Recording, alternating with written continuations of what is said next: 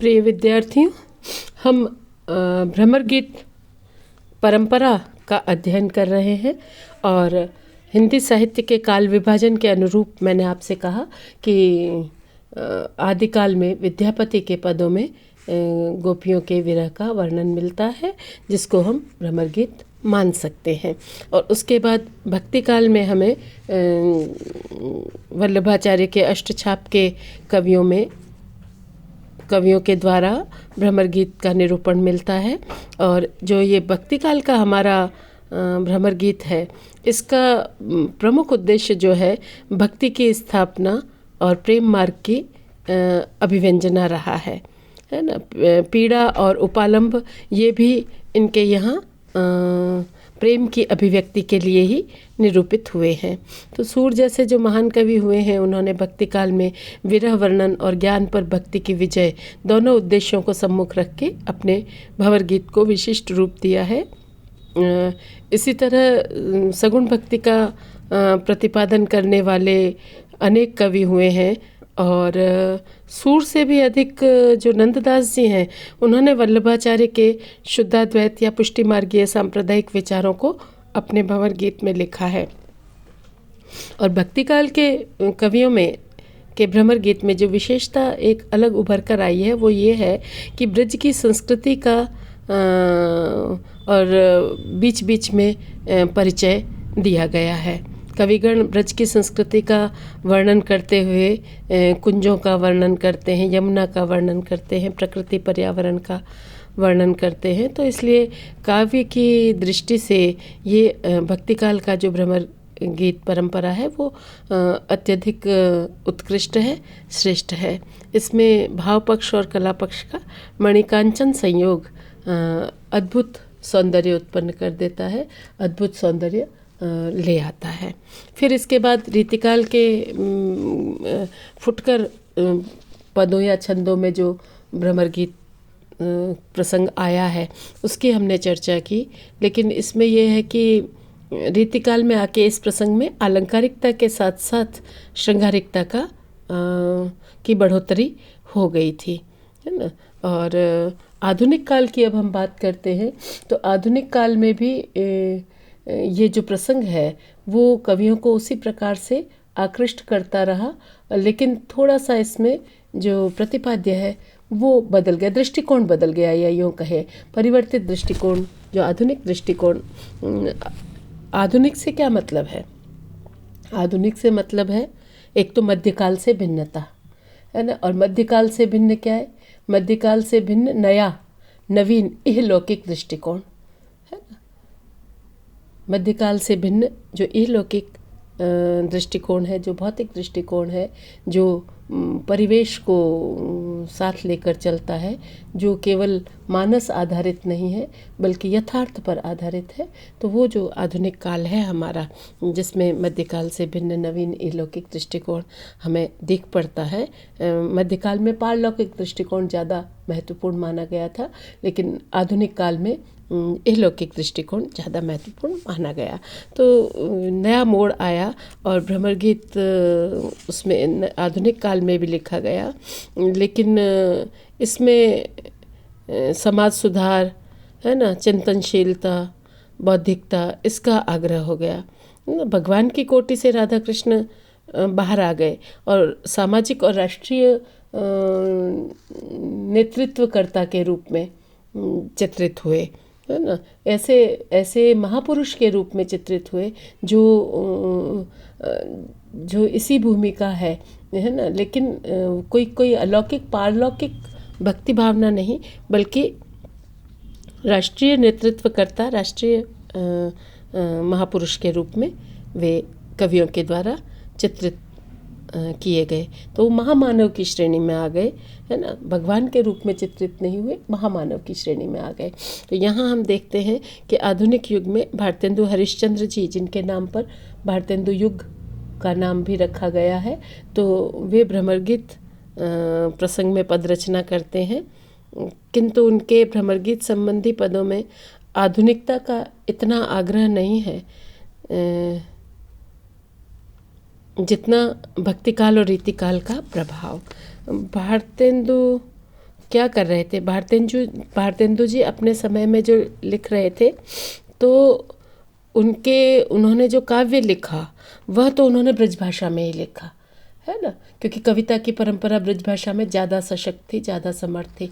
और जहाँ उन्होंने युगीन विचारधाराओं को, युगीन समस्याओं को चित्रित किया, वहाँ उन्होंने खड़ी बोली का प्रयोग किया था। तो ये दोनों साथ साथ चल रही हैं भारतेंदु के यहाँ। ब्रजभाषा भी चल रही है और खड़ी बोली भी चल रही है। काव्य में ब्रजभाषा चल रही है और खड़ी बोली गद्य में चल रही है। तो जो गोपियाँ हैं भारतेंदु जी की, वो कहती हैं कि भौरा रे रस के लोभी तेरो का फरमान, तू रस मस्त फिरत फूलन पर करी अपने मुख गान। तो इस तरह से गोपियों की भावनाएं तो भक्तिकालीन है, और जो शिल्प है, जो ब्रजभाषा है, उस पर रीतिकालीन प्रभाव भारतेंदु के यहाँ हमें दिखता है। ऊधो जो अनेक मन होते, तो एक शाम सुंदर को देते, इकले जोग संजोते, है ना। यहाँ तो एक ही मन सो, हरि ले गए चुराई, हरिचंद को और खोज के, जोग सिखा वहु जाई, है ना। इस तरह जो भारतेंदु जी की गोपिकाएं हैं, वे भावात्मक दृष्टि से भक्तिकाल के निकट ही हैं, और अनन्य प्रेम निष्ठा व्यक्त करते हुए वो कहती हैं कि एरे ब्रजचंद तेरे मुख की चकोरी हूँ मैं, एरे घनश्याम तेरे रूप की हूँ चातकी। इसके बाद हम देखते हैं कि जो बद्रीनारायण प्रेम घन कवि रहे हैं भारतेंदु काल के ही, उन्होंने भी भ्रमर गीत प्रसंग पर कुछ फुटकर पद रचना की है ना। उनका एक पद मिलता है कि कहावत तो हूँ श्याम सुजान, प्रीति करी कुब्जा दासी, संग सब अवगुण की खान, तजी राधा रानी सी रमनी के उर अंतर ध्यान, कहाँ ब्रजराज कहाँ वह डाइन, यह अचरज महान, श्री बद्री नारायण जू ये कठिन लगन जग जान। तो इस तरीके से बद्रीनारायण चौधरी प्रेमघन, उन्होंने भी भ्रमर गीत प्रसंग को उठाया है। और आधुनिक काल में राष्ट्रीय भावना के अनुरूप जिन कवियों ने इस प्रसंग को नया रूप दिया, उसमें सत्यनारायण कविरत्न का नाम लिया जा सकता है, और अयोध्या सिंह उपाध्याय हरिऔध का नाम तो इसमें है ही, प्रमुख रूप से लिया जाता है। तो सत्यनारायण कविरत्न ने भ्रमरदूत नाम की एक रचना की, है ना। इस भ्रमर दूत में नवीनता ये है कि श्री कृष्ण स्वयं ही भ्रमर के रूप में माँ का दुख सुनने के लिए आए हैं, है ना। यहाँ गोपियों का विरह नहीं है, बल्कि भारत की जो तत्कालीन समस्याएं हैं उन पर प्रकाश डाला है कवि ने। और माँ यशोदा को राष्ट्रमाता या भारत माता के रूप में चित्रित किया है, और इस तरीके से उन्होंने नवीनता इस प्रसंग में डाली है ना। जैसे पंक्तियाँ देखिए, विलपति कलपति अति जबे, लखी जननी निज श्याम, भगत भगत आए तबे भाए मन अभिराम, भ्रमर के रूप में, है ना। माँ यशोदा हिंडोले को देखकर कृष्ण की स्मृति में व्याकुल हो जाती है, और ऐसे समय में श्री कृष्ण स्वयं भ्रमर का रूप लेकर के वहाँ आते हैं। तो माता यशोदा के रूप में भारत माता का चित्रण, जो कि दास्ता की श्रृंखलाओं में जकड़ी हुई है, उनका चित्रण इस काव्य में हुआ है। इसके बाद हम देखते हैं कि अयोध्या सिंह उपाध्याय हरिऔध, इनका काव्य आप BA पार्ट 3 में पढ़ेंगे। तो अयोध्या प्रसाद हरिऔध ने, अयोध्या सिंह उपाध्याय हरिऔध ने प्रिय प्रवास नाम की एक पुस्तक लिखी है। प्रिय मान यहाँ राधिका के, गोपियों के प्रिय श्री कृष्ण प्रवास, यानी उनका मथुरा गमन, इसको विषय बनाकर उन्होंने प्रबंध काव्य लिखा है। तो इसमें भी उन्होंने श्री कृष्ण और राधा को समाज हितों पर, समाज हित की भावना को व्यक्त करता हुआ चित्रित किया है। नहीं वो, यानी वो एक ऐसे पात्र के रूप में चित्रित हुए हैं जहाँ वे व्यष्टि सुख की कामना नहीं करते, बल्कि वे समष्टि सुख की, समस्त समाज के सुख की, जो श्रमिक वर्ग है उसके सुख की कामना श्री राधिका जी करती हैं। और इस तरीके से वो कहती हैं कि मैं ऐसी हूँ न निज दुख से व्यष्टिता कष्टिता शोक मग्ना, हा जैसी हूँ व्यथित ब्रज के वासियों के दुखों से। यानी व्यष्टि सुख से ऊपर वे समष्टि सुख को रखती हैं, सभी के देशवासियों के सुख, उनके श्रम के महत्व और उनके कुशलता के लिए वो अपनी भावनाएं व्यक्त करती हैं। इसमें कहीं भी इस प्रिय प्रवास में कुब्जा का उल्लेख ही नहीं है, बल्कि गोपियों से प्रेम करने वाले कृष्ण यहाँ देश के कल्याण के लिए ही सुख का त्याग करते हैं। भ्रमर का जो प्रवेश है या उल्लेख है वो प्रिय प्रवास में रसलोलुप कृष्ण का प्रतीक नहीं है, वरन उसे देखकर गोपियों को श्यामली मूर्ति की, कृष्ण की सांवली मूर्ति की स्मृति हो आती है। इसका चित्रण किया है अयोध्या सिंह उपाध्याय हरि अवध ने। इसके बाद हम देखते हैं आधुनिक काल में कि राष्ट्रकवि मैथिली शरण गुप्त ने भी अपने उनकी जो किताब है, पुस्तक है द्वापर, है ना, इसमें भ्रमर प्रसंग को, भ्रमर गीत प्रसंग को उन्होंने लिया है। और गुप्त जी ने यहाँ राधा और माधव, राधा और कृष्ण की अद्वैतता दिखाकर रसमयता लाने की कोशिश की है। जैसे वो लिखते हैं, राधा हरि बन गई हाय यदि हरि राधा बन आते, तो उद्धव मधुबन से उल्टे तुम मधुपुर ही जाते। राधा में माधव, माधव में राधा मूर्ति समाई है। तो इस तरीके से जो मैथिली शरण गुप्त जी भी इस प्रसंग पर अपनी थोड़ी लेखनी चलाते हैं, लिखते हैं। अब आधुनिक काल की जो परंपरा चल रही है, इसमें जगन्नाथ दास रत्नाकर, है ना, इनका नाम शीर्ष स्थान का अधिकारी है, क्योंकि इन्होंने जो अपनी पुस्तक लिखी है उद्धव शतक, उसमें इन्होंने एक प्रकार से भक्तिकाल और रीतिकाल की विशेषताओं को अपने काव्य के कलेवर में समेट के एक नए रूप में प्रस्तुत किया है। इनकी गोपिकाओं में सूरदास की गोपिकाओं का हृदय भी बोलता है, नंददास जी की गोपियों की बौद्धिक तार्किकता भी बोलती है, और आधुनिक युग की नारियों के चापल्य का सम्मिश्रण इसमें प्राप्त होता है ना। और जो गोपियों की भक्ति भावना के रंग में रंगे हुए उद्धव हैं, उनका भी बड़ा भावाकुल चित्रण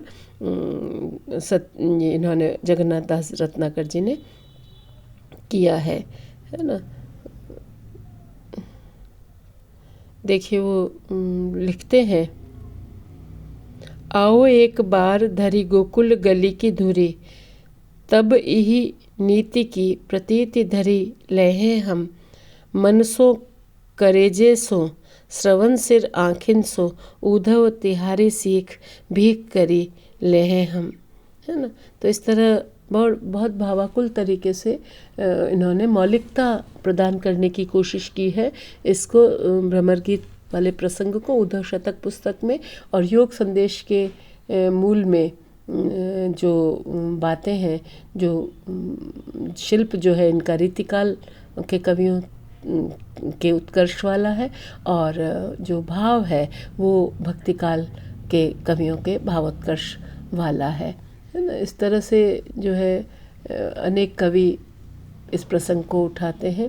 द्वारका प्रसाद मिश्र ने एक वृहद काव्य कृष्णायन लिखा है ना। उस कृष्णायन पुस्तक के द्वितीय खंड मथुरा कांड में भी इस परंपरा का, यानी भ्रमर गीत परंपरा का पालन हुआ है। इसी प्रकार हमें एक और पुस्तक श्याम संदेश मिलती है, और इस श्याम संदेश लिखी हुई है डॉक्टर श्याम सुंदर लाल दीक्षित की, है ना। इसमें भी भ्रमर गीत परंपरा का वर्णन प्राप्त होता है। तो हम देखते हैं कि ये परंपरा, भ्रमर गीत परंपरा भागवत से लेकर आज तक किसी न किसी रूप में चली आ रही है। कहा जा सकता है कि जब तक मानव जगत में कहें हम कि प्रेम का भाव रहेगा, तब तक भ्रमर गीत की भावना का विस्तार होता रहेगा। युगानुरूप परिवर्तन आएंगे, किंतु जो भ्रमर गीत का मूल तत्व है, मूल तत्व क्या है? विरह, उपालंभ और दूत काव्य, तो इसमें कोई परिवर्तन नहीं आएगा। तो भ्रमर गीत जो है वो भारतीय साहित्य की एक अनूठी परंपरा है, एक शाश्वत परंपरा है जो हमारी अपनी है। क्योंकि हमारे यहाँ, मैंने पहले भी कहा कि प्रकृति और काव्य अभिन्न है ना, प्रकृति, काव्य और संस्कृति भी अभिन्न है। तो इस तरह से जो है प्रकृति को एक महत्व देते हुए, संस्कृति को महत्व देते हुए भ्रमर गीत की रचना कवियों ने की है। अब हम बात करेंगे नंददास जी के भंवर गीत की। तो इसके लिए एक व्याख्यान हम आगे बनाते हैं। इस व्याख्यान को हम छोटा ही रखते हैं। भंवर गीत परंपरा के बारे में अगर आपको और अधिक जानना हो विस्तार से, तो हमारे ही महाविद्यालय के प्रोफेसर गोविंद सिंह मीना जी हैं। उनका मध्यकालीन काव्य पर बड़ा अधिकार है। तो आप कॉलेज के ही चैनल पर आप प्रोफेसर गोविंद सिंह मीणा जी के जो व्याख्यान हैं उनको आप सुन सकते हैं। वहाँ आपको और भी विस्तार से भ्रमर गीत परंपरा के बारे में विवरण मिल जाएगा। आज के लिए इतना ही। आप सभी का बहुत बहुत धन्यवाद।